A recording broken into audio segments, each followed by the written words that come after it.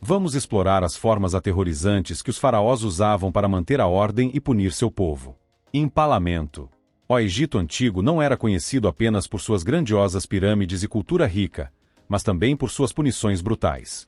Entre as mais temidas estava o empalamento, um método de tortura horripilante reservado para crimes graves. As vítimas eram submetidas a uma estaca afiada, muitas vezes untada para prolongar seu sofrimento. Esse processo tinha duas principais variações.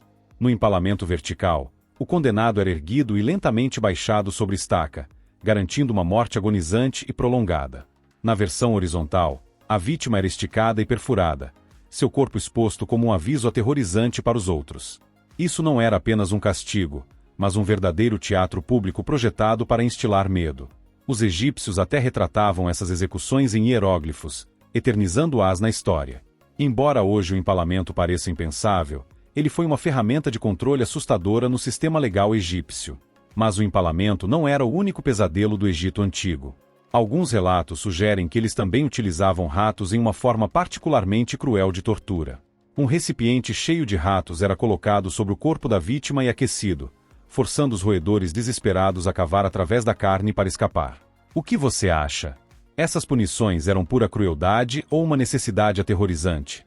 Deixe sua opinião nos comentários. Tortura dos escaravelhos. Esse método de execução aterrorizante prendia as vítimas em um poço cheio de escaravelhos e outros insetos carnívoros, levando a uma morte lenta e agonizante. Os insetos, guiados pelo instinto, atacavam primeiro as áreas mais vulneráveis do corpo: rosto, braços e pernas, lentamente perfurando a pele. A dor de ser consumido vivo era agravada pelo terror psicológico de saber que não havia escapatória. À medida que o corpo da vítima se deteriorava, o choque, a perda de sangue ou uma infecção acabariam por levá-la à morte. Embora historiadores debatam a autenticidade dessa tortura, textos antigos sugerem que ela foi usada para punir aqueles acusados de crimes graves, especialmente os que desrespeitavam os deuses ou violavam leis sagradas. Se for verdade, esse método era tanto uma forma de retribuição espiritual quanto um pesadelo físico. Crucificação. Uma das formas de execução mais infames da Roma antiga, a crucificação era um castigo brutal e prolongado. A vítima era pregada a uma cruz de madeira, com pregos cravados nas mãos e nos pés. A dor era excruciante. Conforme o peso do corpo puxava contra os pregos, respirar se tornava cada vez mais difícil. Sem conseguir sustentar seu peso com as pernas, a vítima eventualmente sucumbia à exaustão ou à asfixia. A morte poderia levar dias, um sofrimento lento de dor, sede e privação. Essa punição cruel era reservada para escravos, rebeldes e criminosos considerados uma ameaça séria ao poder romano. A crucificação não era apenas uma forma de execução, mas também um espetáculo público destinado a enviar uma mensagem a qualquer um que ousasse desafiar a autoridade do império.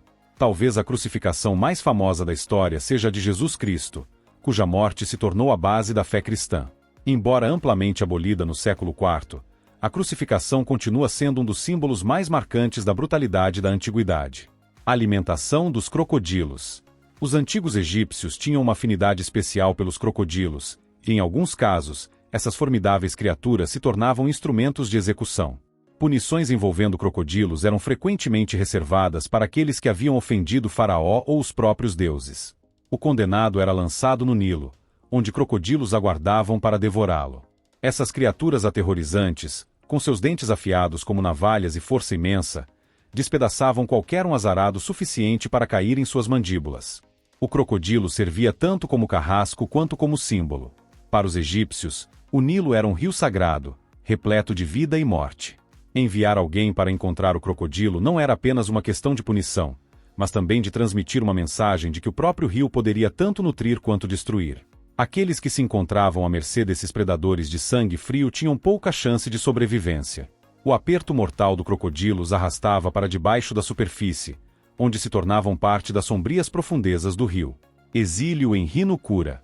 No Egito Antigo, o banimento era uma punição cruel que condenava criminosos a uma vida de miséria. Os piores dos piores, como ladrões e traidores, eram exilados para um lugar chamado Rinukura. Isso não era apenas uma vila remota, era um pesadelo de isolamento e sofrimento.